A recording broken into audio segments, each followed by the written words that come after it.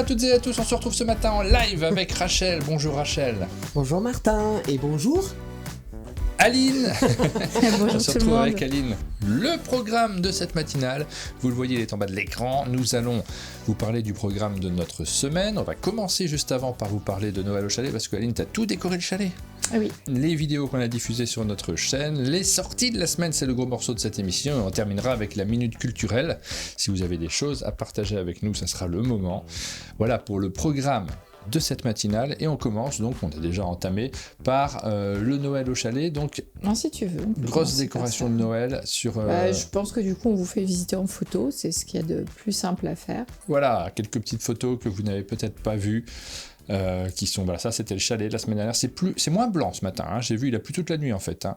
Donc c'est un peu moins joli, mais on imagine que c'est comme ça. Oh, ouais, ça c'est joli, hein. Ouais. Alors voilà, bienvenue au chalet. Vous essayez de vous représenter ce que ça peut être l'ambiance avec ces quelques photos. J'essaye que ce soit chouette et chaleureux pour compenser un petit peu l'obscurité qui arrive à 4h30 de l'après-midi. Oui, c'est vrai qu'il fait passer la période, hein, il fait un peu plus sombre, les journées vont continuer à se réduire jusqu'au 21 décembre. L'idée, c'est que chaque pièce du chalet ait sa petite décoration. Donc il y a un petit sapin ou une petite décoration par pièce. Là, c'est la chambre Cocktail Games, parce qu'il y a tous les cocktails à l'intérieur de cette pièce. C'est la chambre qui comporte 4 lits. Il y a des petits endroits comme ça, des petits îlots de décoration, un petit peu partout. Il y a des petits sapins, je vous dis, j'essaye d'en mettre un petit peu partout. Autant se faire plaisir. Hein. C'est pas Noël tous les jours. Ici, on est où, là ? Dans la chambre rouge, mais pas la cocktail, la chambre de Christine. De Christine. Okay. En hommage à Christine Alcouf qui l'a étraîné, cette chambre. La chambre enfant. Et hop, un deuxième sapin. C'est le plus joli, mais c'était super dur de le prendre en photo. Ça, c'est le coin qui servait à faire les canapés. On fait plus trop de canapés actuellement, puisqu'on fait des matinales avec les éditeurs. Et ce coin-là, il faut qu'on le réinvente, il faut qu'on réfléchisse à ce qu'on y fait, parce que c'était un coin important, c'est chouette. Et on a tellement peu de raisons de s'y installer que c'est un peu dommage. Oui, parce que là, c'est vraiment passé en coin du karaoké. Oui, exactement. On continue avec les vidéos qu'on a diffusées la semaine dernière. Hop, j'enchaîne. On en a diffusé quelques-unes. On a diffusé Creature Kitchen, ça c'était lundi dernier, si je me souviens bien, et Map Masters, la présentation de ces jeux qui sont sortis en ce mois de novembre. Storybox, la nouvelle boîte de Storybox, on a diffusé cette vidéo également. First Rat, ça c'était en septembre, je crois qu'il est sorti carrément, voire même août. First Rat, on avait tourné la vidéo après la sortie du jeu. Et la dernière vidéo, c'est le deuxième, le Mac du chalet, le deuxième numéro depuis la reprise de ce format-là qu'on a tourné ensemble. Il prend quand même du temps à monter, hein. J'ai passé 1 jour et demi dessus. C'est un peu long quand même. Oui. C'est des vidéos qui sont un peu longues, là. Même si elles sont plus courtes. Tu as été très douée, Rachel, sur cette vidéo-là, parce que tu avais prévu qu'elle durait 36 minutes. Ah bon ? Oui. J'ai dit ça ? Au début, j'avais dit celle de la semaine dernière a duré 26 minutes, c'est cool. Tu as regardé Pénélope et tu as dit cette semaine, ça sera 36 minutes, je pense. Elle dure 36 minutes, effectivement. Oui, parce qu'on prend du temps pour discuter, naturellement. Mais par contre, ce sont des vidéos beaucoup plus courtes que celles qu'on fait en matinale, puisque c'est monté. Il y a tout ce que nous apporte le montage, en fait, des informations en plus, et je suis très content de le faire. Alors, ça ne sera pas toutes les semaines, je crois que c'est clair, parce que le temps de montage est un peu long, donc je ne pourrais pas passer tous mes week-ends dessus, c'est pas possible. Mais c'est un vrai plaisir de reprendre ce format-là, de vous présenter des jeux et puis de les choisir aussi, hein. Ça nous guide pendant la semaine. Quand on joue à un jeu, on se dit est-ce que je le mets dans le Mac du chalet ? C'est hyper agréable d'avoir ce genre d'approche. Et sur ce format-là, on a aussi essayé quelque chose grâce à l'application. Les gens peuvent voter sur leur intention d'achat, s'ils devaient acheter un jeu ou des jeux, lesquels ce seraient. Et c'est toujours intéressant de savoir si on a réussi en quelques mots à vous déclencher des envies. Je regarde là tout de suite, tiens, je suis curieux parce qu'on se posait la question. Tu sais, des fois on est infantilisé par les éditeurs, par les professionnels qui nous disent les vidéos ça sert à rien, de toute façon ça déclenche pas de vente. Parce qu'on s'en rend pas compte, on n'a pas d'indicateur sur ces ventes-là. Moi je sais pas si c'est infantilisant ou pessimisant. Non, vraiment infantilisé. Moi je crois que c'est vraiment le bon terme parce que tu as l'impression de vous vous amusez mais ça sert pas à grand chose. Pas tout le monde évidemment. Mais je me suis dit est-ce qu'on pourrait pas avoir des indicateurs ? Alors il y a des liens d'affiliation mais on le sait, quelqu'un qui regarde une vidéo après se dit, je vais le commander. Il va pas dans la description, donc tu cliques pas sur les liens d'affiliation et la commande, elle a quand même lieu. Donc, comment tu fais pour savoir? C'est un peu difficile. Donc là, je me suis amusé à dire, ok, vous avez regardé cette vidéo. Si vous voulez, vous allez sur l'application umdj.fr et on vous a fait un petit sondage juste en dessous de la vidéo. Vous nous indiquez simplement si vous comptez acheter le jeu ou pas. Je sais bien qu'il y a des gens qui vont l'acheter, qui l'auraient peut-être déjà acheté ou qui l'ont déjà acheté, qui ont déjà entendu parler de la chose. Donc, naturellement, c'est pas forcément nous qui avons influé là-dessus. Des fois, c'est une confirmation. Hein. Ouais, mais des fois, c'est une confirmation. Et puis, les gens ont regardé cette vidéo quoi qu'il arrive. Et donc, tout le monde ne va pas voter non plus. Parce qu'il y a plein de monde qui regarde cette vidéo et qui vote pas. Oui, c'est bien, vous êtes bien rigolo, mais donc c'est ceux qui veulent bien qui votent. Donc, on a fait le vote. Pour l'instant, cette vidéo, on va se lancer dessus. Combien elle a de vues? Hop. Faut aller sur YouTube pour voir le nombre de vues. Je suis allé regarder les commentaires ce matin, mais j'ai pas retenu le nombre de vues. On a quoi? 1439 vues, donc 1500, on va arrondir à peu près, parce qu'il y en a un peu plus. Ça, c'est pas le temps réel. Les vues, c'est jamais en temps réel. Il y a toujours plus que ce qui s'affiche à l'écran. Donc, on est à environ à 1500 vues depuis qu'on l'a posté hier après-midi. Et sur cette vidéo-là, vous avez été 105 à voter. Alors, il faut savoir que les vues, il y a des gens qui lancent les vidéos, qui les arrêtent, qui ne regardent pas complètement. J'ai regardé par rapport aux anciennes vidéos, on est à environ à 45% des gens qui vont regarder tout. Qui vont regarder, parce que je vois des pics, alors qu'ils regardent tout dans le détail, non, mais je vois des pics sur chaque séquence, parce que les gens ne regardent pas forcément tout, mais ils vont regarder si ça rentre ou pas dans notre ludothèque notamment. Donc voilà, vous faites un prorata, environ 45%, il y en a 100 sur ces 45% de 1439 vues qui ont voté en nous disant si 105 exactement. Et là, tout de suite, les intentions d'achat, alors il faut que je fasse un calcul parce qu'il y a 4 jeux.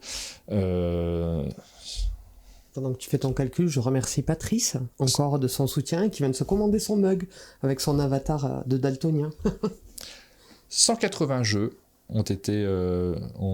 sont prévus en intention d'achat pour l'instant parmi ceux qui ont voté. Donc 180 vœux sur 100 personnes, vous faites un rapport par rapport au fait qu'il y en a à peu près 6 fois plus en fait qui ont regardé.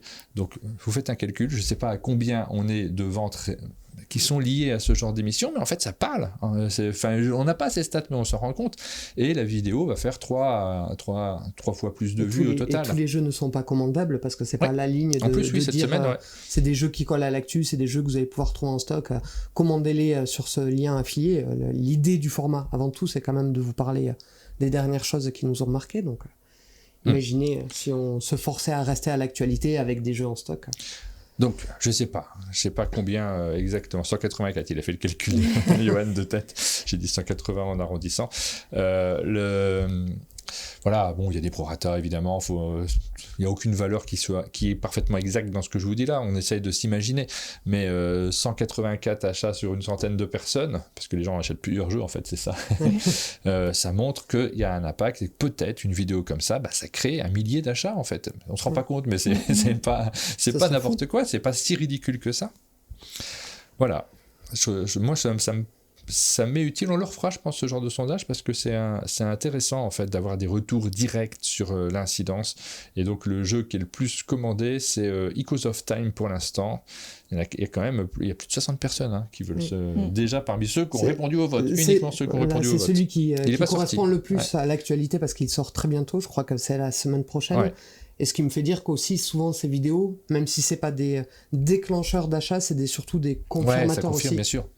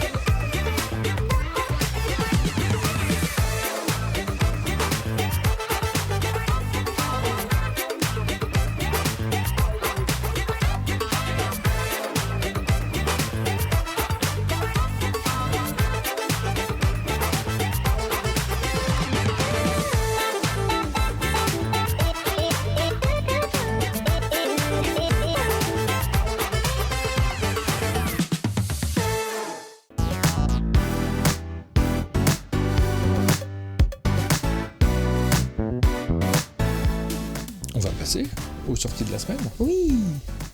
Donc, hop, c'est le cœur de cette émission. On va vous montrer les différents jeux qui arrivent en boutique et que vous allez avoir l'occasion de peut-être jouer et éventuellement découvrir ensemble. Il y en a quelques-uns.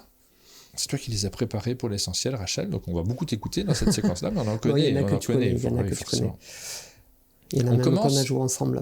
Alors le premier, c'est Twisted Cryptids, excusez mon accent foireux, sur lequel il n'y avait pas ni d'auteur ni d'illustrateur référencé, mais qui est c'est de l'éditeur Unstable Unicorns. Je savais pas qu'il sortait cette semaine en partant vendredi, sinon je serais parti avec la boîte et j'aurais eu le temps d'y jouer. Ouais.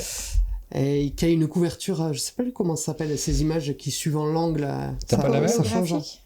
Oui, c'est peut-être ça. Elle change pas. Qui fait du bruit quand vous... Si, elle change. Ah, si. Si. Ils ont les yeux qui s'ouvrent, je le vois. Ils sont dans le sombre, je dirais qu'ils sont dans le noir. Ah oui, ils ont les yeux blancs. Ouais. Pardon, on va essayer de le faire en... Parce que là, je regarde moi tout seul, mais bon, je sais pas si c'est très parlant. Je sais pas si vous voyez des changements. Ah si. C'est comme les lapins quand tu les croises en pleine nuit. Hop, lapin en plein jour, lapin en pleine nuit avec les yeux dans les phares. Être cryptide, ça n'est pas facile tous les jours. Dans ce jeu de stratégie aux règles simples, vous devez gérer votre relation amour-haine avec les humains et vous montrer plus malin que vos congénères pour accéder au statut de véritable légende. Ok. Et c'est un jeu dans lequel il y a un tout petit plateau. Alors, je vais essayer de mettre cette vidéo quand même, parce que j'ai oublié de la mettre ce matin. Vas-y, parce qu'il y a un truc que j'ai lu dans l'explication des règles qui m'a fait envie. J'ai regardé l'émission des Board Game Awards, quand on fait l'équipe des joueurs du dimanche. Ils ont eu plein de problèmes techniques au début, ce qui fait qu'ils ont relancé, après ils ont une émission très propre. Et en fait, je me suis dit, bah oui, je vis la même chose. En fait, à chaque semaine, on oublie tellement de choses. C'est compliqué de gérer une matinale. Il y a beaucoup de choses à préparer. Le lundi, c'est toujours... J'ai toujours plein de trucs que je me suis noté, mais j'en ai pas fait la moitié. Et donc, debout sur la table. Voilà. Non, je vais te mettre en gros plan, Aline. Vas-y, brode. C'est très bien de me mettre en gros plan, alors que c'est Rachel qui... Regarde. Il me tardait de découvrir ce plateau-là, qui a un pliage rigolo en triangle. Avec une petite découpe, Ouais, et c'est un jeu dans lequel on va programmer, on a tous un ensemble de 9 cartes qu'on va programmer en 3 paquets. Et ensuite, il va y avoir des tours de jeu dans lesquels on va pouvoir choisir des cartes actions. Chacun son tour. Et ces cartes actions vont déplacer des petits bonhommes qui sont des chasseurs, des randonneurs dans les différents lieux. Pourquoi vous allez faire ça ? Parce que vous avez planifié des caches dans lesquelles vous alliez placer vos différents cryptides. Alors... On est chacun des cryptides. On va pas jouer à tout le jeu. Hein. Là, on est parti pour sortir... Là, on est en train de faire une matinale sur le Mac du chalet. Si. Oui, c'est vrai. Hop. Dans l'idée, c'est qu'on a chacun un cryptide, on essaye de gagner des points de mythe. Comment on va gagner des points de mythe ? En montrant qu'on est une créature légendaire. Comment on montre qu'on est une créature légendaire ? En chassant des gens, des chasseurs, des randonneurs et des je sais plus qui, des promeneurs dans ces différents lieux. Donc en fait, au début de la partie, vous allez faire 3 pioches de vos 9 cartes, et vous allez dire, ici c'est ma cache 1, ici c'est ma cache 2, ici c'est ma cache 3, et ensuite il va y avoir des tours successifs où on joue des cartes actions qui vont déplacer les différents pions sur le plateau, et une fois que tout le monde a réalisé ces tours d'action, on va regarder sur chaque lieu qu'est-ce que vous aviez planifié, et c'est des cartes qui vont vous dire, je gagne 2 points pour chaque randonneur, mais je perds 1 point pour chaque chasseur. Donc c'est le jeu où tu as simili contrôle, simili programmation, et où le but du jeu, je pense, reste de s'amuser. Wally walou. Ça va être mes conclusions. Wally walou. Ah, à chaque émission. Non, vivement.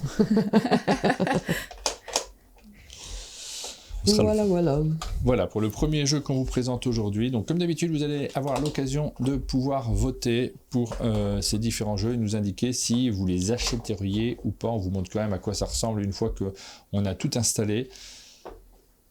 Voilà. Ça prend de la place. Alors là, il n'y a pas de fond blanc, donc c'est pas très clair parce qu'on voit l'image en dessous. Et puis les cartes... C'est des PDF transparents, ça là. Oui. Bon, il faudrait y jouer, faudrait jouer pour se rendre compte. Oui, je pense que c'est ce qu'il voulait dire, mais on va pas le corriger. De quoi ? Des PDF, oui, des PNG. Pardon, je me rends compte que je suis un peu... je pense aussi avec le peu d'heures de sommeil que tu as eu, je me suis couché à 2h. Levé à 6h30, 6 c'est rude. Ouais, c'est rude, mais j'ai pas réussi à finir mon travail, ça me frustrait, donc je voulais pas me coucher. Moi, quand je vois l'heure à laquelle je me réveille, je me force à me coucher tôt le dimanche soir. Oui, vous saurez tout. Je crois qu'à 23h, j'étais au lit. Non, mais j'ai commis une erreur, je pense. Je me suis prévu plein de travail pour le week-end. En fait, il faut essayer de finir son travail le vendredi et le week-end, c'est durable. C'est l'objectif plutôt. Et là, ça devient compliqué dans ces cas-là. Ouais, on continue. Jeu suivant. Oh, je me dis, on n'a pas oublié de parler de quelque chose. Qu'est-ce que la matinale de demain matin? Non, on n'a pas oublié. On n'a pas oublié, d'accord. D'accord, alors j'ai rien dit. Le jeu suivant, alors c'est King of Tokyo Mindbug, donc c'est pas un jeu de base, c'est bien une extension pour King of Tokyo. C'est le fameux crossover qui sort cette semaine, puisqu'on va retrouver un peu plus loin dans la liste Mindbug King of Tokyo. Donc là, c'est l'extension pour King of Tokyo qui vous permet plusieurs choses. En fait, il y a plein de nouveaux monstres, mais il va y avoir aussi des Mindbugs pour pouvoir piquer les monstres et les effets aux adversaires. Pardon, ça y est, j'ai lancé les votes en même temps. Je bug sur tellement de trucs. Hop, King of Tokyo, c'est les nouveaux monstres. Vous voyez le dos de la boîte, vous savez ce dont il s'agit.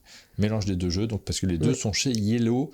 Les deux sont aussi signés Richard Garfield à l'origine. Alors surtout King of Tokyo, Mindbug, il y a toute une équipe derrière. Oui, c'est Nerdlab. Ensuite, on a chaussettes, dis donc, ça c'est tout un... Il y a beaucoup de jeux sur les chaussettes, j'ai remarqué en ce moment. Est-ce que c'est pour glisser dans les chaussettes de Noël, sur la cheminée? Est-ce que les gens ont encore des cheminées? Ça c'est une autre question.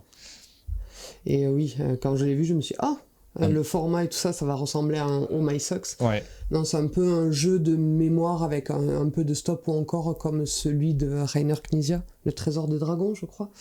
Où à ton tour tu peux retourner, donc il y a un tableau de cartes, et tu peux retourner autant de chaussettes que tu veux, mais attention, si tu révèles 2 fois la même couleur de chaussettes, boum boum boum, tu remets les cartes à face cachée. Si tu t'arrêtes, tu peux les ramasser, et on vient combler les trous. But du jeu, avoir ramassé le plus de chaussettes à la fin. C'est un anti-memory, quoi. Oui, et il y a ce côté, les fonds des cartes sont censés vous troubler un petit peu. C'était une chaussette bleue à fond orange ou une chaussette orange à fond bleu, je me rappelle plus. Et tu te trompes. Et c'est un jeu pour enfants, c'est marqué à partir de 5 ans ou 6 ans. C'est des sensations que j'ai jamais vécues, je suis curieux de les découvrir. C'est qui fait ça? C'est les éditions agitées, pareil, j'ai pas trouvé ni auteur ni illustrateur. Ok, bon, on signale, vous le trouverez peut-être dans vos boutiques ludiques si ça vous intéresse. Ensuite, on a des extensions, donc quelques-unes, on passe assez vite sur les extensions à chaque fois. Par exemple, sur Tiletum, La ruée vers l'argent. C'est un jeu de Simone Luciani et Daniel Taccini, 2 auteurs que l'on aime beaucoup. J'ai jamais joué à Tiletum, le premier. Non, parce que j'allais dire, je suis contente parce que du coup, l'extension revient avec le jeu de base qui était en rupture depuis bien longtemps. Et moi, j'avais trouvé ça plutôt chouette, Tiletum. Ce système de draft ouvert de dés avec, tu gagnes des ressources et plus ton dé est gros, plus tu gagnes de ressources, mais moins tu as de points d'action. C'était vraiment plutôt chouette à Tiletum. Comme dans le mag du chalet, on a présenté Echoes of Time et j'ai eu l'occasion d'aller regarder, du coup j'aime bien les voir et puis faire des rétrospectives aussi de ce que les auteurs ont fait auparavant, et j'ai regardé les jeux de Simone Luciani, ça fait partie de mes jeux préférés de tous les temps. Il a fait notamment Lorenzo in Magnifico que j'adore, il a fait... Je me marre trop à Lorenzo, pour moi c'est un jeu d'ambiance expert. Oui, c'est ça, mais j'adore parce qu'il a cette légèreté. Marco Polo, j'adore Marco Polo, moi. Tzolk'in, j'adore Tzolk'in, ça fait partie de mes grands classiques. J'aime moins les jeux plus experts, barrage j'aime moins, moi ça m'a moins plu. Moi j'aime le barrage. Mais moi j'aime moins. Parce que je trouve que thématiquement ça fait tellement sens. Mais j'ai jamais joué à Tiletum, donc je serais curieux d'y jouer, d'avoir l'occasion. Ensuite, Twilight Imperium Tonnerre Hurlant, ça fait partie, c'est le jeu préféré de Jub que vous voyez de temps en temps sur la chaîne, et il a sa nouvelle extension, lui il attend la version anglaise, et nous on a reçu la version française, donc il est jaloux. Donc oui, c'est la deuxième grosse extension pour ce jeu, avec de nouveaux peuples, apparemment la possibilité aussi de créer des peuples avec des associations un peuple, un pouvoir, etc. Donc il y a toute une flotte pour pouvoir équiper ces peuples que vous allez créer. Et le truc intéressant qui me paraissait de signaler, parce que si vous aimez Twilight Imperium et si vous avez l'occasion de sortir régulièrement, vous n'avez pas besoin qu'on vous raconte ce qu'il y a à l'intérieur plus que ça, il y a des peuples supplémentaires pour le jeu Twilight Inscription, qui était le jeu à cocher dans l'univers de Twilight Imperium. Bon, j'espère que vous n'allez pas acheter l'extension Tonnerre Hurlant juste pour les peuples supplémentaires de Twilight Inscription, mais il y a peut-être moyen de faire du troc. Alors, vous nous dites que l'appli elle bug un peu ce matin, ça peut arriver, si jamais vous n'arrivez pas à faire vos votes en direct, vous inquiétez pas s'il y a un peu de lag, visiblement, ça nous est arrivé 2-3 fois. Vous voterez après. Ouais. Bon, moi chez moi ça s'affiche, Donc, est-ce qu'on peut voter ? Je vais tenter de voter sur chaussettes. Hop, je vais mettre une très très bonne note. Ouais, ça lag un peu. Pourquoi ? Moi, chez moi, ça a marché. Ça a été un peu lent, mais ça a marché. Bon. Parce que vous êtes trop nombreux dessus en même temps. Peut-être, je sais pas trop. Il faudra qu'on se pose ces questions-là. Ça fait partie des sujets, hein, tout ça. Depuis qu'on a Johan au chalet, on va avoir l'occasion de discuter des évolutions à faire. On a Quirkle, là aussi une nouvelle boîte autour de ce jeu à grand succès Est-ce qu'il a remporté un Spiel ? Je me souviens plus, Quirkle. Je sais qu'il était pas l'impression. Pourquoi il était sélectionné à l'As d'Or. Ouais. Ma mémoire me dit que non, mais... Ouais. Là, c'est vraiment une microscopique extension qui dit qu'il y a un ensemble de tuiles et de jetons qui correspondent. Il y en a 9, et au début de chaque partie, on en choisit 3. Et c'est 3 pouvoirs uniques qu'on va pouvoir utiliser pendant la partie, mais que chaque joueur aura à sa disposition, qui va permettre à un moment donné de tout cleaner, d'échanger, ou d'appeler comme cette famille « Hey, Martin, t'aurais pas un rond vert ? Si tu l'as, tu me le donnes. » Voilà, ça a l'air rigolo.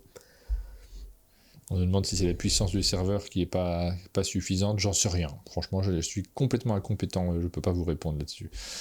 Yubibo, alors, ça, les joueurs adorent. Moi, j'aime pas trop. Enfin, j'aime pas trop.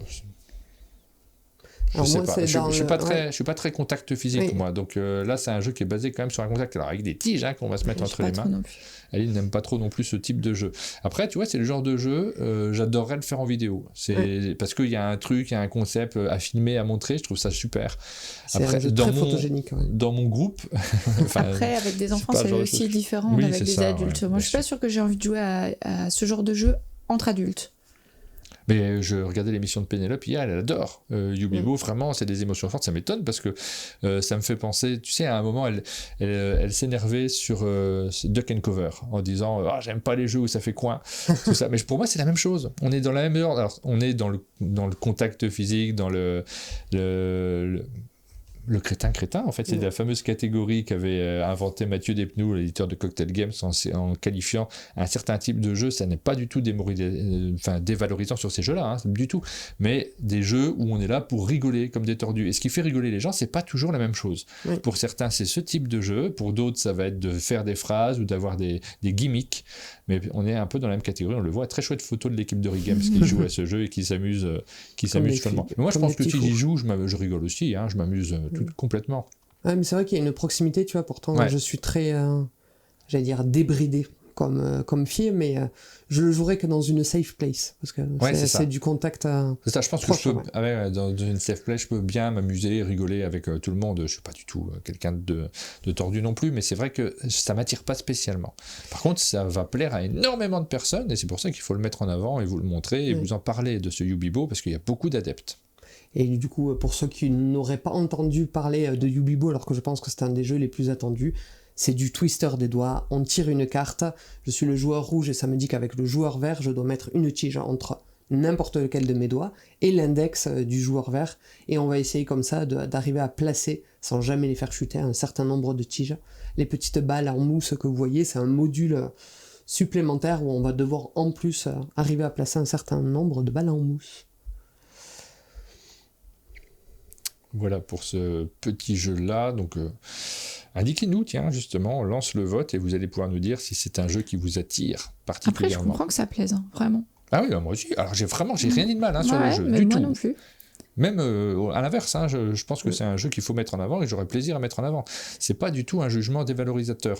On se rapporte forcément à nos goûts personnels. C'est important de vous parler de ce qu'on aime plus ou moins. Et moi, je suis pas très attiré par ce genre de jeu. C'est vrai, quand j'entends tiens, on se fait un Yubibo, j'ai tendance à me dire c'est le moment où il fallait que j'aille vérifier un truc à mon ordi, c'est le moment de le faire. Good fortune. Il y avait une question dans le chat pour demander si on aimait Dadada. Je vois pas le lien logique spécialement avec Yubibo, mais oui. Vraiment, beaucoup. T'en penses quoi, Aline ? Oui, c'est vrai que ça arrive comme un cheveu sur la soupe.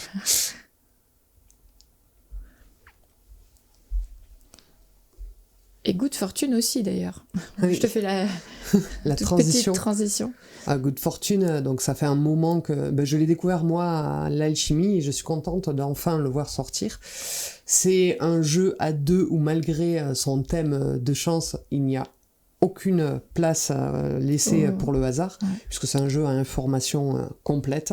je vois toutes les tuiles de mon adversaire, il y a 21 tuiles numérotées de 1 à 21, il y en a 3 au centre de la table, et on va, en manches successives, déterminer chacun son tour quelle tuile on souhaite jouer, et la manche, si elle est paire ou impaire, dira c'est la plus petite valeur qui commence ou c'est la plus grande valeur qui commence, et on va essayer comme des dominos de faire matcher 2 tuiles pour récupérer celle qui est de l'autre avec un scoring à la King Domino, le symbole qu'on a multiplié par la valeur qui est indiquée au centre. Vraiment, c'est très coloré et ça évoque la chance. Il y a 0 chance et c'est beaucoup plus brainy qu'il n'y paraît, mais ce jeu, je décrirais ce que j'ai entendu maintes fois dire quand je le faisais découvrir à des personnes à droite, à gauche, et dont Johan Levé, qui a dit que ce jeu est vraiment brillant. Et tu sais qui me tarde de faire jouer ce jeu? À Bruno Catala. À Bruno Catala, ouais. Oui, alors moi, tu vois, sur ce jeu-là en particulier, je le trouve effectivement très brillant et puis très astucieux. Je comprends que ce jeu peut laisser perplexe certains éditeurs, parce que je ne sais pas si ils ont créé la maison d'édition pour publier ce jeu, mais je ne sais pas s'il a été proposé avant, j'imagine, qu'il a essayé de l'éditer auparavant. Non, je crois pas. Je crois qu'ils avaient envie, vraiment dès le début l'intention de le faire ensemble. Ouais. Parce qu'ils ont du coup plein de projets assez farfelus, assez variés, assez surprenants à chaque fois, dans Jonathan Paglianci et Jean-Louis Roubira. Et ce jeu-là, il est surprenant. Moi, je ne sais pas le lire. C'est-à-dire que je ne sais pas comment il faut jouer pour l'instant. Je comprends tout du jeu, mais j'ai du mal à savoir où il faut aller. Et ouais, c'est il y a une atypique. Élégance absolue, je trouve, dans ce jeu, dans le matériel et dans la façon dont c'est extrêmement simple à comprendre et extrêmement pas simple à mettre en place dans son cerveau pour avoir la bonne réflexion.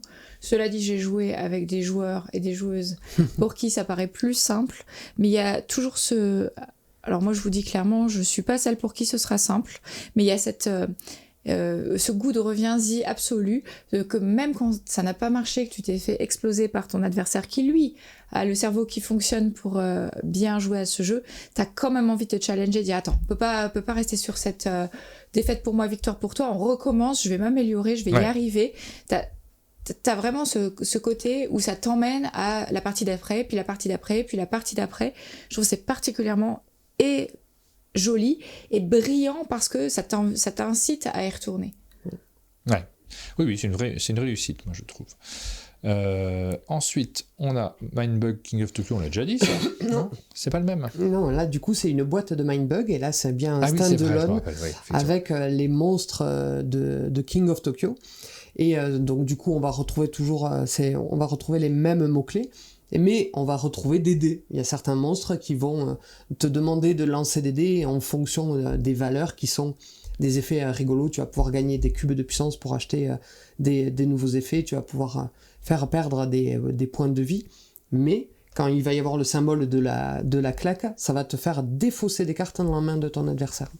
Donc Mindbug a ses grands fans qui, je pense, seront contents de ce crossover pour avoir une nouvelle boîte. T'en fais pas partie, toi? Non. Bon, c'est pas grave, on a le droit. C'est plutôt très chouette, moi, je trouve Mindbug. C'est un jeu qui est solide, qui est tout à fait intéressant à jouer. Moi, j'aime plutôt bien. J'ai pas tant joué que ça, mais j'ai vraiment bien aimé. Est-ce que je peux demander que tu changes la vignette? Parce que j'ai l'impression que je vais finir par faire du playback. Hop, oui, c'est resté sur la ligne pendant tout le long. Ça se voit que je rame un peu ce matin, surtout, mais j'ai pas assez dormi, ça marche pas. En même temps, quand on dort moins de 4 heures, c'est normal. Hein. Ça marche pas, quand on dort pas, on est moins efficace. L'Asile, donc ça c'est la nouvelle boîte de dés Architecture Art qu'on a reçue au chalet. Vous pouvez retrouver la vidéo qu'on a faite. C'était une super vidéo avec Guillaume Tavernier, un vrai plaisir de vous présenter les différents jeux. Et on vous avait teasé celui-ci, l'Asile, qui est un scénario particulier dans la mesure où on joue à plusieurs dans ce scénario-là, à 2, et parce que tous les autres on peut les jouer tout seul, mais là il vaut mieux être plusieurs. Ouais, il vaut mieux être à 2, puisque l'idée c'est qu'on fait, comment ça s'appelle quand on va visiter des lieux abandonnés? De l'urbex. Voilà, on va faire de l'urbex dans un asile, et à un moment donné, quand vous jouez à 2, puisque ça peut aussi se jouer en solo, vous vous retrouvez séparés. Et il semblerait que vous ne soyez pas seul, donc il me tarde de vivre un peu cette ambiance horrifique, parce que j'ai l'horreur... très envie d'y jouer. Ouais, l'horreur, c'est quelque chose qu'on ne vit pas beaucoup dans les jeux de société. Ouais. La peur. Donc, souvent, c'est mal généré. Enfin, moi, j'ai jamais eu peur dans un jeu de société. C'est jamais arrivé. J'ai pas de souvenir de ce type-là. J'aimerais bien qu'il y ait une fois cette émotion qui arrive. Dans le jeu de rôle, c'est possible. Et là, on n'en est pas très très loin. Et il surtout... faut une écriture implacable. Faut pas que ce soit que la mécanique. Je pense qu'il faut que l'écriture, il faut que les mots, ils te le déclenchent. Oui. Après, ça dépend aussi avec qui tu y joues. Parce qu'il y a des joueurs qui savent pas créer une ambiance qui fait peur. Oui, Martin. Mais il y a un truc qui m'a trigger dans les choses qu'a dit Guillaume à propos de ce jeu-là. Il dit que comme à un moment, quand on est séparés, réellement séparés, chacun on joue face à face, chacun dans son coin, et on voit dans les mouvements de l'autre qui dépense ses points, qu'il a plus beaucoup de temps, qu'il a plus beaucoup de vie. On comprend qu'il est en train de lui arriver quelque chose et qu'on aimerait pouvoir l'aider. J'espère que ça va créer des émotions. En tout cas, j'ai beaucoup d'attentes sur l'asile, mais c'est une gamme que j'aime beaucoup. J'ai l'impression qu'il me demande de redémarrer mon ordinateur. On dirait. C'est pas le moment. Ouais, rappelez-le-moi plus tard. Rappelez-le-moi plus tard. Hein. Non, plus tard, vraiment. J'ai un grand écran qui s'est affiché. Windows, en fait, il faut savoir qu'on leur appartient. C'est pas notre ordinateur, c'est leur ordinateur. Et de temps en temps, il peut dire non, on s'en fout de votre émission, là je vais tout couper, je vais redémarrer, c'est important.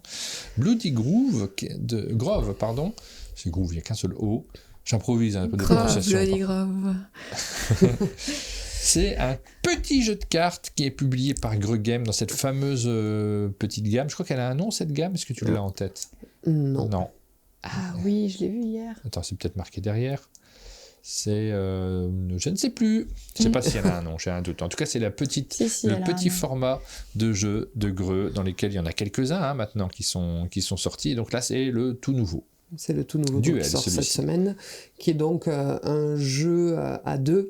Et il n'y a pas beaucoup de photos pour vous montrer le matériel dont il s'agit, mais il faut vous imaginer. Là, j'ai essayé de couper le son. Coupe le son. Dans lequel il va y avoir... en fait, c'est un peu un jeu de tir à la corde. Il y a 3 clairières et on va jouer chacun son tour, soit des cartes face à ces lieux-là. Ça dépendra si c'est notre premier tour, notre deuxième tour, notre troisième tour. Forcément, les cartes vont avoir des effets pour pouvoir se permettre de se déplacer de clairière, ou alors on peut aller chercher des cartes plus puissantes parce qu'au début notre deck il pue du huc et, c'est vulgaire. Et pour ça on fait des associations de cartes avec notre druide pour aller chercher des nouvelles cartes pour préparer des prochains coups. J'ai en effet qu'une partie, ça mérite d'y revenir parce qu'il y avait beaucoup. Pourquoi on essaye de gagner les différents lieux? Parce que ça n'est pas le but du jeu. Le but du jeu, c'est que ces différents lieux, quand on les gagne à la fin d'une manche, on va pouvoir recruter des vénérables qui nous apportent des points de domination pour la fin de la partie. Tout ce qu'on fait, c'est pour préparer la fin de la partie. C'est pas simplement gagner un match. C'est une somme de choses à réaliser, une somme d'effets à maîtriser. Ah ben oui. Je t'ai pas bien réveillé moi non plus ce matin. Bah tiens, on sera bien réveillé demain. Hop. Voilà. Mais c'est quasiment, en dehors de quelques tokens, quasiment que des... Voilà. Et un tir à la corde auprès de 3 clairières. Plus bas. Je suis pas très bien spatialisé. Et voilà. Voilà les petites cartes qui sont à l'intérieur de Bloody Grove, je vous en montre quelques-unes. On aura l'occasion de revenir dessus parce qu'on a Greg Games au chalet tout simplement. Donc là, vous pouvez voter pour une première fois, mais vous savez déjà que vous allez avoir l'occasion de nous redonner votre avis un peu plus tard dans la semaine. Ça va être très chouette d'ailleurs, c'est vendredi, hein. Oui. Juste avant le Black Friday. Il y aura le Black Friday après sur la chaîne de Théo Rivière, mais après, ou je sais pas quelle heure il lance exactement. Mais nous, on sera à 8h comme d'habitude ce jour-là. Voilà pour Bloody Grove. On continue avec quel jeu ? Hop, avec Street Fighter Champion Edition Legends. Waouh. Donc là, c'est 3 boîtes. Je me suis permis de les réunir en une pour pas rallonger inutilement l'émission. Il y a 2 jeux qui sont des jeux de base, qui sont la boîte rouge et la boîte bleue. Et le vert, c'est considéré comme... le vert est une extension. Donc on est sur la licence Street Fighter. C'est un jeu coopératif, c'est pas... On pourrait imaginer comme on est dans Street Fighter que c'est un jeu de duel où on va essayer de faire du combo pour se faire perdre des points de vie. Non, la meilleure métaphore à faire, ce serait de dire que c'est une sorte de zombicide. Ah ouais. Il va y avoir des grosses tuiles et j'aurais aimé avoir plus de photos à vous montrer, j'ai trouvé que des vidéos.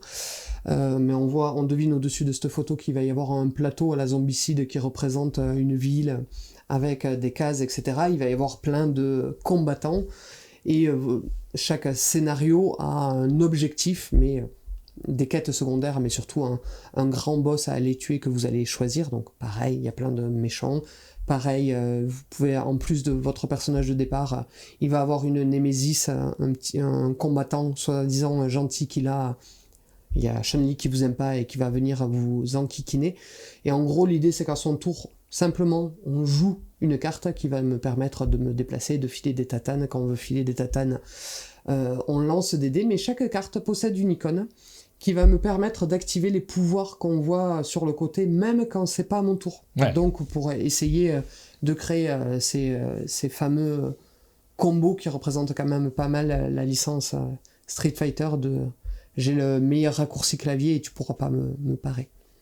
Voilà, pour un ordre d'idée, parce que je le compare quand même à Zombicide, chaque boîte de base vaut 55 €. Et il y a des standees pour les méchants, mais il y a des figurines en plastique pour les gentils. Il y a un vrai public pour les méchants et les gentils. Pour cette licence-là, en tout cas. Je serais curieux de savoir quel est l'éditeur qui fait ça. C'est Colossal. Colossal Games. Je suis curieux de savoir comment ça marche, parce qu'on a l'impression de parler d'un monde du jeu de société qui n'est pas tout à fait le nôtre, qu'on ne connaît pas bien, et en fait on voit tous ces jeux à licence qui existent et qui continuent à sortir, on en a toutes les semaines, pas mal. J'ai aucune idée des chiffres de vente, parce que derrière jamais tu les vois dans les classements, donc je ne sais pas, mais il doit y avoir un public spécifique pour ces jeux-là. Ensuite, autre extension, Windmill Valley, c'est Blooming Sales. Donc bon, c'est une extension, donc il l'a dit. Et qu'est-ce qu'elle rapporte? Ça va accentuer le marché extérieur, puisqu'il y a un plateau supplémentaire que vous voyez là, qui va vous permettre d'aller vendre vos tulipes à d'autres ports. J'ai bien aimé ce jeu. En fait, j'ai beaucoup aimé la petite roue qu'on utilisait pour choisir ces différentes actions. Franchement, j'ai trouvé ça assez chouette. Le reste, il m'a paru un poil léger. Et peut-être qu'avec cette extension, on est au niveau... souvent, je trouve les jeux trop complexes, ça ne m'attire pas. Mais en réalité, celui-ci, c'était l'inverse. Et peut-être qu'on arrive au niveau qui me tenterait. D'ailleurs, ça me fait penser que pour Till et Tom, je ne l'ai pas dit, mais justement, il y a cette fameuse roue d'action avec, sur laquelle on place les dés. Et dans l'extension de Till et Tom, il y a une nouvelle roue d'action. Parce que justement, il va y avoir des actions supplémentaires, donc il fallait ça. On continue avec Pagan, autre extension, Expédition. Il y a beaucoup d'extensions sur le jeu Pagan. Vous avez l'occasion de rajouter encore une ligne supplémentaire à ce jeu pour 2 joueurs uniquement. Oui. Et c'est la deuxième grosse extension, parce que la première, elle s'appelait comment? C'est Barricade qui me vient, mais c'est pas ça, Palissade. La première s'appelait Palissade, après il y a eu plein de petits decks, et là c'est 100 nouvelles cartes, 50 pour le chasseur et 50 pour la sorcière. Il y a des nouvelles aides de jeu, on le voit sur le dos de la boîte, parce qu'il va y avoir des nouvelles actions à disposition. Le chasseur va avoir plus d'alliés, mais avec des coûts un peu élevés, et la sorcière va pouvoir invoquer plus de bêtes aussi. Tu l'as, toi, Pagan? Oui, et je l'ai beaucoup joué au moment de sa sortie, mais je l'ai beaucoup joué juste avec le jeu vanille. Moi, alors je sais que c'est pas un TCG, mais la construction du paquet, c'est pas quelque chose qui m'intéresse. Et j'ai essayé de jouer en mettant des cartes de manière un petit peu aléatoire, et j'y arrive pas. J'aimerais jouer, j'aurais aimé me trouver un adversaire qui était intéressé par ça et qui me proposait des paquets à tester, mais je sais pas faire de la création de paquets. Donc j'ai beaucoup joué au jeu vanille. Ouais. Ensuite, on a Seven Deadly Sins Battle of Discord. Eh bien, ce jeu-là, vous le connaissez peut-être, puisque c'est le système de jeu Roll and Clash, je crois. C'est comme on avait pour Naruto Ninja Arena. C'est le jeu de la team Kaidama. Ah oui. Et dans la licence Seven Deadly Sins. Et pour ceux qui ne connaissent pas, c'est un jeu où on lance des dés en simultané pour essayer de réaliser des combinaisons qui vont mettre des cubes dégâts pour le moment devant ses adversaires, mais à un moment donné, si vous faites votre super pouvoir, pam pam, vous venez taper au milieu, et celui qui tape en dernier se prend une réalisation de tous les cubes dégâts qu'il avait devant lui, qui deviennent effectivement des cubes dégâts. C'est un jeu très famille, mais c'est fun. Moi, j'aime bien les jeux où on lance des dés en simultané. Bah oui, je serais curieux d'y jouer en réalité. C'est donc Don't Panic Game. On est encore dans cette gamme de jeux à licence qui sont adaptés d'une licence que je connaissais pas. Moi, là, je la découvre. Je connaissais grâce à mes enfants. Il y a un cochon dedans. C'est vrai? Oui. Il y a la team Kaedama derrière, donc naturellement, il y a quand même une qualité minimum requise qui sera au rendez-vous sur ce jeu-là. Je serais curieux d'y jouer, je serais curieux de savoir comment ça fonctionne. En tout cas, ta description me fait envie. Ensuite, on est revenu, à Bloody Groove. Je recherche mon menu. On en est où? On en est Terre de Destinée. Là, j'ai vu qu'on avait le jeu derrière Oui. sur Terre de Destinée. Don't Panic Game également. Alors, Terre de Destinée, on va dire c'est un jeu dans la veine des Fantasy Realms. Ah oui. Vous avez des... Alors, dans la veine, mais c'est peut-être le plus éloigné dans les sorties récentes quand même. C'est un jeu où vous avez des cartes en main, mais les cartes en main, c'est pas des cartes que vous allez pouvoir poser facilement, et quelque part, c'est vos points de vie. Sachez que, imaginez-vous que vous êtes dans Fantasy Realms, c'est que c'est pas simplement je prends une carte, je pose une carte et des choses comme ça. Vous allez essayer de pas dépenser toutes vos cartes qui sont des ressources, mais des points de vie. Si vous en avez plus, comme ça l'indique, vous avez perdu. Et à chacun de vos tours, vous allez piocher une carte de la pioche et proposer une des cartes que vous avez en main aux enchères aux autres joueurs, qui vont, pour pouvoir l'acheter, vous dire je te la prends pour 2 cartes de ma main, je te la prends pour 3 cartes de ma main. Ah, ça rajoute une phase d'interaction. Ouais. Je trouve ça chouette, ça, comme idée. Et une fois qu'on a fait ça, si je t'achète ta carte pour 3 cartes, boum, tu gagnes 3 cartes et donc 3 points de vie, la possibilité d'enchérir un petit peu plus tard. Cette carte, tu vas pouvoir la poser devant toi. Et les cartes, elles n'ont pas des systèmes de je te rapporte des points de vie si tu fais ça, si tu fais ça. En fait, c'est une course à être le premier à atteindre un objectif. Alors, je vais donner l'exemple de la partie qu'on a eue. C'était un objectif à poser 6 cartes d'un type, enfin 6 cartes en tout, ou 3 cartes d'un même type, mais il y a plusieurs objectifs et c'est une course à être le premier à atteindre son objectif. Et les cartes, quand vous les posez, elles vont pouvoir se taper, s'activer à chaque fois que revient votre tour, donc avec une montée en puissance. Moi, je l'ai joué à 2 et je pense que ça se prêtait pas à être joué à 2, puisqu'il faut être plus nombreux. Il faut être plus nombreux, ouais. Voilà. Terre de Destinée. Ensuite, on a mon premier deck building. Donc là, on est sur du jeu enfant. Ouais, et c'est celui qu'il me tarde de faire jouer à Aline, parce que ça, alors qu'on y a joué entre 2 adultes, j'ai trouvé ça vraiment plutôt pas mal. Hop. L'idée, c'est qu'on va jouer jusqu'à ce qu'une pioche centrale soit complètement vide. On a chacun à notre disposition un petit deck de départ, et à son tour... C'est Alexandre Poyer, l'auteur de ce jeu. Oui, c'est l'auteur de Limite. C'est l'auteur de Limite. Il a 2 sorties en même temps qui n'ont rien à voir l'une avec l'autre. Je vais, à mon tour, on va tous en simultané... Il nous avait pas fait jouer quand il était venu, Aline ? Alexandre ? Non ? Sauf si vraiment le matériel était différent, ça me Je me souviens plus, j'ai tendance à oublier des choses. Hop. Boum, boum, boum. À chacun de son paquet, on tire en simultané 3 cartes qui vont représenter différentes familles, des nains, des fées et des je ne sais quoi, mais aussi des caméléons qui sont des jokers. Et donc, on va dire en simultané combien j'ai de membres d'une même famille. Là, je vais dire que j'en ai 3, mais si ça se trouve, toi, tu aurais tiré 4 elfes. Qu'est-ce qui se passe quand tu as plus d'une famille que moi ? Tu as déjà gagné 2 points de victoire. Et je rappelle que c'est un peu le but du jeu. Mais comme tu viens de gagner tes points de victoire là, tu choisiras en dernier parmi la rivière qui va être sortie.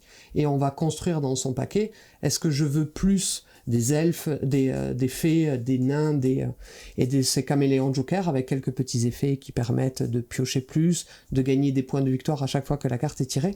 Et celui qui perd a aussi l'opportunité d'épurer son deck. J'ai vraiment trouvé ça malin. C'est mon premier deck building, mais c'est pas un deck building à la Super Miaou, justement, où on faisait la comparaison ce matin-là.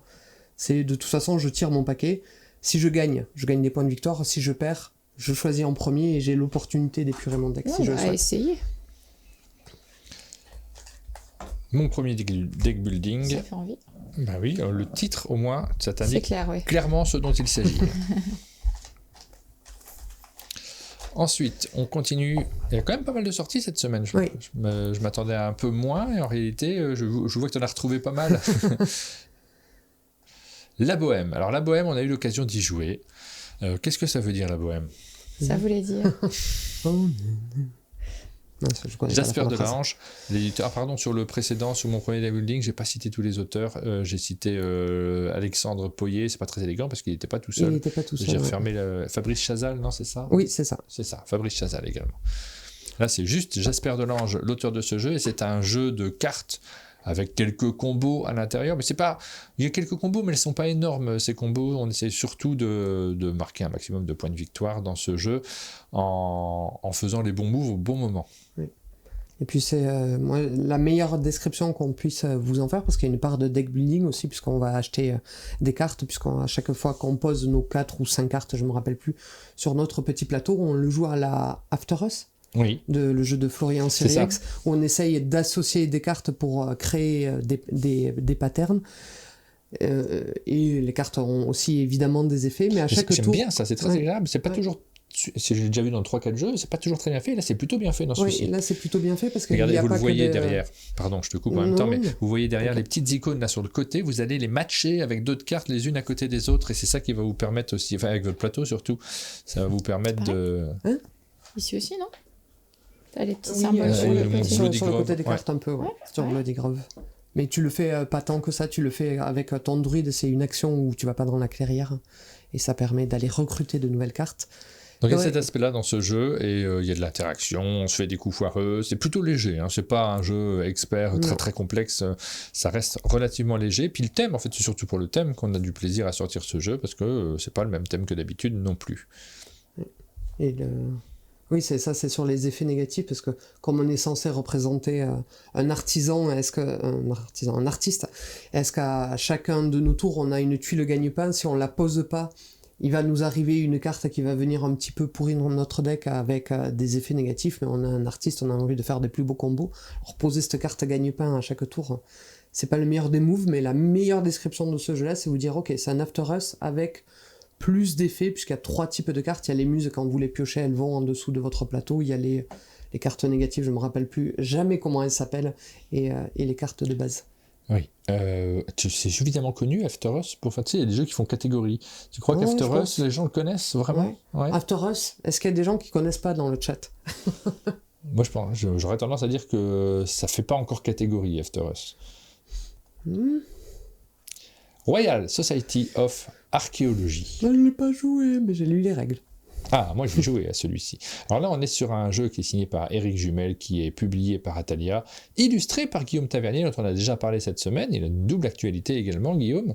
Et c'est un jeu dans lequel vous allez partir en exploration, faire de l'archéologie, trouver des pièces incroyables, les proposer au musée, ou, ce qui n'est pas forcément une belle chose, les sortir de leur contexte pour les vendre aussi, on peut le faire. Vous avez cette possibilité-là. On a fait une vidéo, vous allez pouvoir la découvrir. On est sur un jeu dans lequel on va, si je résume ce jeu, avoir un petit côté pose d'ouvrier. Un petit côté pose d'ouvrier, mais original. C'est-à-dire que vos ouvriers, vous allez les poser en déclenchant une force de votre action. Et en fonction de cette force, alors on ne voit pas, je ne sais pas si on a le plateau en plus gros, non, on ne le voit pas. Pas en plus gros que ça, mais là vous avez une sorte d'hémicycle dans lequel vous allez vous placer en fonction de la force de votre action. Et les autres joueurs, s'ils font la même action, ils ont tout à fait la possibilité de le faire, mais ils peuvent vous donner des bonus si vous êtes placé au-dessus.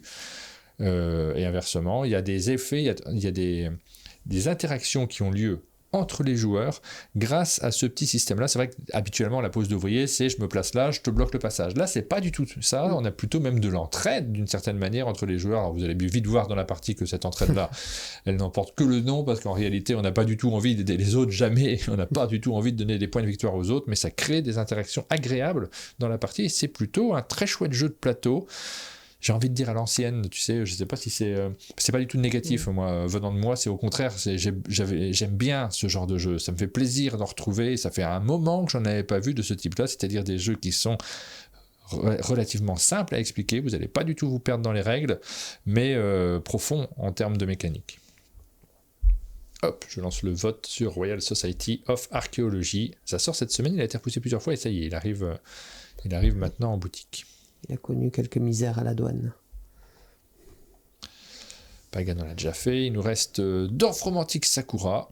Hop, celui-ci, donc c'est une nouvelle grosse boîte sur Dorf Romantique. Elle est derrière, d'ailleurs. Boîte. Avec à l'intérieur pas mal de petites boîtes à ouvrir et des petites boîtes dans la grosse boîte. Hop. Et du coup, bon, c'est un nouveau stand-alone si vous vous posiez la question avec une nouvelle campagne. Ah, t'as les résultats de ton sondage sur After Us.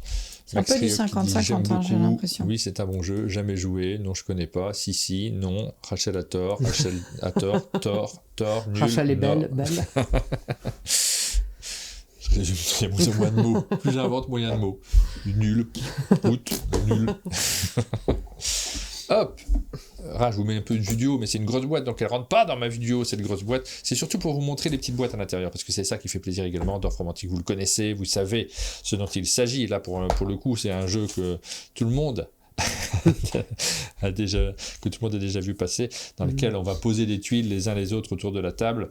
coopérativement avec l'effet leader le plus leader du monde, parce que là, clairement, on discute, donc c'est le but d'échanger et de choisir les meilleurs emplacements pour poser les tuiles. Et c'est pas négatif, ça fait partie du concept de ce jeu-là. Mais à l'intérieur, il y a des évolutions, et ces petites boîtes-là, c'est la vraie saveur du jeu. Vous avez envie de découvrir ce qui va se rajouter, ce qui va complexifier vos réflexions au fur et à mesure de vos parties. Et voilà, Dorfromantik Sakura, cette fois-ci, on part au Japon, avec les cerisiers en fleurs. Ça, je pense que naturellement, vous savez déjà si ce jeu est fait pour vous et si vous allez l'acheter. Hop, et puis le dernier jeu qu'on présente aujourd'hui, c'est... on n'a plus le temps. Oh, merci. C'est Alice, de l'autre côté du miroir. Alice, c'est le nouveau jeu de Christine Alcouf et Ludovic Maublanc. La boîte ici derrière, cette boîte avec un petit miroir, justement. Regardez sur la couverture, ça brille de mille feux. Ça fait un petit effet 3D, avec Alice sort littéralement du miroir. Ouais. Là, on est sur un flip and write, c'est-à-dire un jeu dans lequel vous avez un deck de cartes sur la table et vous allez tirer des cartes pour pouvoir cocher les différentes cases, c'est un jeu à cocher, sur votre fiche, et chacun a sa petite fiche. Ce que rajoute ce jeu en particulier, vous voyez qu'il y a plusieurs fiches à l'intérieur, ce que rajoute ce jeu, c'est la possibilité de plier ses feuilles, puisque vous le voyez ici, on a une ligne avec un pli à faire sur cette ligne. On va retourner sa feuille, pardon, je dis n'importe quoi. Il y a des miroirs sur la fiche. Quand on passe par les miroirs, on passe de l'autre côté de la fiche et on continue son chemin. Il y a des interactions entre les joueurs. Il y a un petit aspect court sur certains domaines. Il y a le choix de plusieurs stratégies. C'est vrai qu'au début du jeu, on peut choisir, tiens, je vais essayer de faire ça. C'est très, très agréable à jouer. Quand j'ai dit plier les feuilles, c'est au moment du scoring, où là, on va replier les deux côtés pour avoir son élément de scoring qui vont les uns à côté de l'autre. Et c'est très très malin, tout est très bien pensé dans ce jeu. Oui. Et moi, je trouve que thématiquement, vraiment, ça marche bien, puisqu'on retrouve sur les cartes, puisqu'on a dit que c'était du flip and write. À notre tour, on choisit parmi plusieurs piles de cartes. Hop. Quelle forme on veut. Mais on ne sait pas, par exemple, derrière Céleste, ça va être une grande barre ou un T à la Tetris. Ouais. On dit, je veux cette pile-là. Et la forme qui va se révéler correspond ici au chapeau. Je trouve que thématiquement, ça marche. Ça va nous permettre de nous déplacer dans le labyrinthe, puisqu'on est censé être dans un labyrinthe, ce qui explique qu'on fait des formes biscornues. Et il y a aussi un mode de jeu par équipe que je trouve... plutôt très malin, où j'ai besoin des éléments que mon partenaire va essayer de stocker pour moi, et avec un jeu de tir à la corde où on se renvoie des gardes dans la tronche, dont j'avais pas vu qu'ils étaient aussi beaux.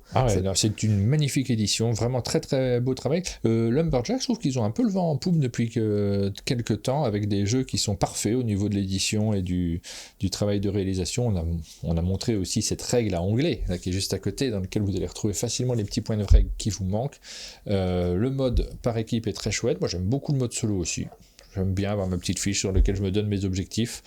Ça fait partie de mes roll and write préférés. Enfin, c'est pas un roll, mes jeux à cocher préférés, flip and write. J'ai beaucoup de plaisir à y jouer, et vraiment, j'espère que vous serez au rendez-vous de ce jeu-là, parce qu'il mérite d'être mis en avant. Et Moi, je suis pas très fan des jeux à cocher en général, parce que j'ai souvent l'impression que c'est un jeu qui m'occupe. Que le jeu à cocher, c'est plaisant, c'est l'occupationnel, tu vois. Tu as rempli ton temps en même temps que tu as rempli ta grille. Et pour ce jeu-là, j'ai pas du tout ce sentiment. J'adore le jeu, et je trouve que vraiment, pour le coup, on est absolument actif tout le temps, qu'il y a une synergie totale entre la mécanique du jeu, son thème, le plaisir que tu as à y jouer. C'est un super chouette moment à chaque fois. Non, il n'y a pas de mode solo dans Alice, vous nous posez la question sur le chat. C'est de 2 à 6 joueurs, et parce qu'il y a vraiment de l'interaction. Il y a vraiment nécessité à essayer de... Si vous n'avez pas de course, ça serait pas... Ce serait tout à fait faisable, je pense, le mode solo en soi. Oui, on pourrait faire le meilleur score possible. En vrai, vous pouvez l'improviser très simplement. Si vraiment vous êtes très accro sur le mode solo, essayez de faire le meilleur score possible. Mais la difficulté, c'est juste le choix des cartes. Mais il pourrait s'improviser très facilement. C'est pas... Pour découvrir le jeu, pour découvrir les règles, oui, tu peux le découvrir en solo, mais je pense que c'est pas l'essence du jeu. C'est pas prévu sur cette boîte. Voilà, moi je vous le conseille plutôt, et c'est un très chouette jeu de Ludo et Christine, qu'on connaît bien forcément. Voilà pour, je le dis parce que les gens pourraient dire c'est du copinage. Peut-être, Non, mais peut-être ça joue, forcément, quand c'est des copains, tu es toujours beaucoup plus sensible. En tout cas, tu passes pas à côté des jeux, ça c'est certain. Mais moi, je me rappelle par très contre, j'aime fort de ma vraiment bien, première ouais. partie, tu vois, et il me tardait qu'il soit signé. Où Ludo, il avait fait un proto dans une belle enveloppe, ça se dépliait et tout Ouais. ça, c'était beau. Donc, si, il me tardait. Loin Non, de tout copinage. pour vous dire à quel point j'ai aimé ce jeu, c'est qu'on a un proto avec Ludo qui part de ce jeu. Quand il m'a montré très vite de loin, je me suis dit ah bah c'est quoi, c'est un roll and write mais avec des lettres. Je sais pas pourquoi, j'étais parti là-dessus. Ça Mais dit, grille. non, pas du tout. C'est d'abord c'est un flip and write et en plus on coche des cases. Ah ouais, on ferait pas un roll and write avec des lettres. Et du coup on est parti là-dessus tous les deux. Et de l'autre côté. Oui. Et on en parlera bien assez tôt. Oui, largement, oui. Voilà pour Alice de l'autre côté du miroir. C'est le dernier jeu dont on vous parle aujourd'hui. C'est le moment, Aline, de ta minute culturelle. Ah, c'est vrai, j'avais oublié. De quoi tu nous parles cette semaine, Aline? En fait, de choses en cours, donc ce n'est que des réflexions sur ce qu'on est en train de faire en ce moment. Je ne sais pas si vous avez, tenté l'aventure de Derry en regardant Welcome to Derry, qui est un préquel sous forme de série des films Hit. Et c'était assez déconcertant pour moi le premier épisode, mais je me suis bien finalement plongée dans cette saison que je trouve extrêmement gore et qui a ce petit côté où tu te dis que c'est une saison qui va aller interpeller un public plus adolescent, alors qu'en fait je pense qu'il a du mal à le regarder. J'ai posé la question à notre fille qui adore les films Hit et qui n'accroche pas du tout à la série, alors que moi elle me plaît vraiment de plus en plus, je crois, au fur et à mesure que les épisodes avancent, enfin que la série Je veux dire que la avance. narration est particulière sur cette série-là, c'est-à-dire qu'ils n'ont pas du tout, on en parlait nous la semaine dernière avec Rachel, ils n'ont pas du tout fait cette construction qu'on voit très souvent dans ce genre d'univers, avec des premiers épisodes qui te présentent l'univers et qui te tiennent par la main en te faisant découvrir de manière assez classique. Là, d'une certaine manière, les auteurs de cette série-là savaient qu'on connaissait l'univers de ça, et donc ils ont construit différemment. Et ils te font c'est vraiment, plus difficile de rentrer dedans. Ouais. Et le premier épisode était assez déconcertant parce que t'as l'impression qu'on te promet un truc et qui est déconstruit immédiatement derrière. Et tu te dis, mais ça va être quoi l'épisode 2 ? Et en fait, t'as vraiment un nouvel élan qui est donné à partir de l'épisode 2 et qui, je trouve, se construit vraiment de manière très chouette, avec en plus une part qui est donnée aux adultes qui est peut-être plus importante que dans les... Enfin, qui est de manière certaine beaucoup plus importante que dans les films, et que je trouve vachement chouette aussi. Donc j'attends la suite. Je sais pas si j'ai un avis définitif, mais ce que je peux te dire, c'est que vraiment je rentre de plus en plus dans la série au fil des épisodes, et c'est plaisant. Et les scènes cauchemardesques, je les trouve vraiment cauchemardesques. Ouais, moi la photo est pas choisie au hasard dans cette petite illustration, et vraiment ça a pas été simple. Moi j'ai un peu regardé entre les mains. Ah ouais, c'est vrai. On nous demande si ça fait peur. Moi, je crois que rien ne me fait peur. Ça fait un peu peur. Mais par contre, ce serait passionnant de regarder l'évolution de cette suite de création, parce que Stranger Things, pour moi, c'est l'héritier de ça. C'est la suite d'une certaine manière. Ils ont fait ça, et après, derrière, Stranger Things s'inspire sur plein d'aspects de ce film originel de Stephen King, de ce livre de Stephen King, et de ce film qui en est découlé. Ces films, parce qu'il y en a eu plusieurs séries, et là on est encore sur une étape suivante où il faudrait analyser par rapport à Stranger Things, par rapport à ça, au ça originaire. En tout cas, je trouve que de plus ces séries et ces films avancent, moins on prend soin des vélos, quoi. Parce que alors là, dans la série, les vélos, quand ils sont balancés par terre, je me dis à chaque fois, ils se relèvent pas en fait, le vélo. Mais ça, c'est des hommages, je pense. Le vélo balancé par terre, ça n'a pas tellement de sens, mais c'est des hommages aux films qui ont précédé. Et Landman, c'est l'autre série que tu as repris. Landman, c'est la série qui vient d'entamer sa saison 2 sur Paramount+, et qu'on est content de retrouver. On a 2 épisodes seulement pour le moment, mais il y a ce plaisir de retourner dans cet univers qui, a priori, n'est absolument pas glamour un homme qui s'occupe de puits de pétrole, d'une concession de puits de pétrole. Ah, c'est pas fun. Hein. Et on a l'impression, quand on lit le descriptif, qu'il n'y a rien qui va nous accrocher sur cette série. Ça avait été une vraie surprise de rentrer à ce point-là dans la série l'année dernière, avec ce pitch qui fait pas spécialement envie, de relations un peu toxiques entre un père, enfin pas toxique, mais dysfonctionnelles entre un père et ses enfants, entre un mari et une femme, dans cet univers texan de la prospection pétrolière où tu te dis mais que vraiment il n'y a rien qui va t'intéresser là-dedans. Et la construction des personnages, elle est tellement bien réalisée et ça s'entremêle de telle manière que tu finis par t'attacher énormément aux personnages qui sont peut-être... Les personnages auxquels tu t'attaches le plus sont peut-être ceux que tu as détestés le plus au début de la série. Donc il y a ce côté un peu surprenant de cette série qui vient un petit peu casser toutes tes idées préconçues et qui t'emmène plus loin que ce que tu aurais imaginé. Donc c'est un vrai plaisir de la retrouver, d'autant plus que dans cette saison 2 apparaissent des guests, des acteurs comme Sam Elliott ou Andy Garcia. On a vraiment plaisir à voir arriver. On se demande comment vont se gérer ces interactions entre le père et le fils, qui sont Billy Bob Thornton et Sam Elliott, et puis le parrain qui arrive là et qui est Andy Garcia. Et Andy Garcia en parrain, on aime. Enfin, moi, j'aime. Voilà pour ces 2 conseils d'Aline. En tout cas, c'est en cours, donc c'est pas tout à fait des conseils. C'est pas des conseils, mais c'est des films qui nous emmènent là où on n'imagine pas avoir envie d'aller. Et c'est ça qui est plaisant. Parce que j'avais vu, le nom ne veut pas me revenir, il y a Land dedans, un film sur les puits de pétrole, et j'avais tout, enfin les acteurs et la réalisation. Land of... Oui, c'est ça. Quelque chose. Man, quelque chose. Non, Land, c'est ça. Il y avait un titre à rallonge, mais l'univers m'avait sorti. J'y arrivais pas. J'étais pas réussi à rentrer dans le film. Tu sais c'est ce qu'on imagine. On imagine que l'univers va absolument pas nous intéresser. Et en fait, c'est un feuilleton un peu. Il y a une espèce d'humanité là-dedans qui se dégage qui est très plaisante. Il y a un côté feuilletonisant dans cette série où tu suis les personnages et l'univers est autour, mais tu suis les personnes. Je te dis, tout est basé sur la construction des personnages. C'est la fin de cette émission. Oui, tu voulais rajouter quelque chose ? 1, on doit regarder les votes, et de 2, je suis étonné qu'on n'ait toujours pas parlé de demain.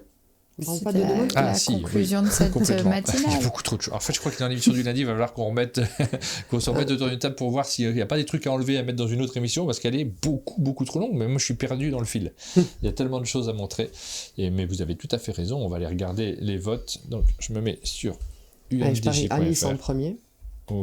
Ça paraît logique. Mais regardons quels sont les votes. On descend en bas de la page.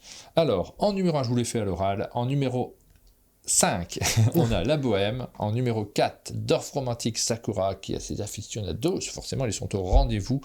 En numéro 3, nous avons Good Fortune. Numéro 2, The Royal Society of Archaeology. On avait Eric Jumel qui était avec nous ce matin sur le chat, il est déjà parti, mais bon voilà, numéro 2, c'était une très bonne nouvelle. Et en numéro 1, donc Alice, de l'autre côté du miroir, comme attendu. Voilà pour vos votes. Ça va évoluer, ce sont les jeux dont on reparlera dans le petit format qu'on fera en fin de semaine, très probablement, mais peut-être pas dans cet ordre-là, on aura la surprise puisque vous allez continuer à voter en replay. Et puis demain, on fait donc nos conseils de Noël. Oui, c'est ça. Matinale spéciale Noël demain. Matinale spéciale Noël. À un mois de Noël, c'était l'occasion de revenir sur des petits conseils. Je me suis fait une liste de tout ce que je devais faire. Là, il y a tout ça de points qui me prend, je vais rajouter... Ah si, je l'ai déjà mis. Matinale Noël. Ouais, c'est bon, je l'ai déjà mis. J'ai préparé un petit peu ce week-end. Dans une journée, tout ce que j'ai à faire aujourd'hui. Et on était sur le fichier en direct avec Aline, on échangeait à travers des mots interposés. Ouais, il y a du travail, mais il y a plein de choses qu'on va partager ensemble. Mais c'est toujours super plaisant de faire cette sélection de Noël, et on l'a fait dans l'optique de... C'est pas les jeux... C'est pas notre top des jeux de l'année, mais c'est la sélection de ce qu'on aimerait offrir ou trouver ou recevoir à Noël, parce que ça a un petit côté Noël d'ouvrir ces cadeaux-là. On a Plessis qui nous demande si les mugs ça nous soutient ou si c'est juste pour faire plaisir. C'est un peu des deux, hein, très honnêtement. On a la somme que vous payez, elle est un peu supérieure à celle que vous auriez si vous preniez les mugs par vous-même. Mais d'un autre côté, c'est pas ça qui va financer la chaîne. À ce stade, c'est plein de petites choses différentes, hein, comme ce qui vont financer la chaîne, ça peut en faire partie, mais en tout cas nous, en équipe, ce qu'on se dit, c'est que l'intérêt de cette opération-là, c'est surtout aussi de mettre en avant ce qu'on fabrique, c'est-à-dire les avatars, la communauté, tout l'univers qu'il y a autour. Je le considère, si on devait faire des grandes catégories, je le considère dans la catégorie communication autour d'un monde de jeu. Oui, il n'y a rien qui nous fait plus plaisir quand les gens partagent une petite story avec leur mug qu'ils ont reçu et qu'ils en sont contents. Oui, c'est ça. Cette communication autour d'un monde de jeu, elle est vraiment importante pour moi. C'est un des casse-têtes que j'ai actuellement en ce moment, c'est de trouver les éléments qui vont permettre de pouvoir améliorer la connaissance d'un monde de jeu auprès d'un public plus large, aussi auprès d'un nouveau public, parce que souvent on se pose la question de comment on fait pour communiquer, et c'est le cas de ces mugs-là, c'est le cas de ces avatars, c'est le cas de tout ce qu'on fait autour de l'application et de ce qu'a rajouté Johan sur la chaîne. C'est important pour nous, et d'ailleurs vos petits avatars, vous les voyez passer, regardez, je vous les montre, vous les voyez passer en fin d'émission, souvent dans le générique de fin, ça va être le moment du générique de fin, ce sont les personnes qui nous ont soutenus récemment. C'est quelqu'un qui a un avatar qui me ressemble, la même couleur de cheveux, le même fond. Si, c'est toi ça, un chou roquette, ouais. Vos petits bonhommes, ça nous fait super plaisir de les voir. Il faudra, et je compte sur la période de Noël pour prendre du temps, il faudra que j'améliore ce temps d'attente pour que ces petits personnages, on est en train de se dire avant qu'il faut qu'on fasse un petit décor pour qu'ils se baladent, mais bon, c'est ces fameuses demi-journées qu'il faut trouver pour faire chaque truc. On va voir, moi je trouve que c'est une question de... Tu sais, c'est un peu comme quand on me dit il faudrait faire le sapin de Noël. Moi je dis il faudrait faire un autre temps d'attente, on verra qui est plus efficace que l'autre dans la suggestion. Tu étais vraiment en train de me mettre la pression là-dessus? Oui. Non. Pas sûr que ça soit le bon calcul. Non, mais en fait, on a un temps, nous, un équivalent temps plein avec un certain nombre de journées et il faut qu'on arrive à se les répartir parce que là, pour l'instant, on fait des listes de choses à faire et vous connaissez ça, on empile tellement de choses à faire qu'on se crée du stress alors qu'il faudrait pas. Il faudrait simplement qu'on s'organise pour pouvoir faire tout ce qui nous fait envie. Il y a tellement de choses qui nous font envie. C'est le moment du générique de fin. Vous allez revoir vos petits avatars pendant ce générique. Et puis, on vous donne rendez-vous demain pour la grande matinale de Noël. Ouais, trop bien. Oui. Bonne journée à tous. À bientôt. Et à très bientôt.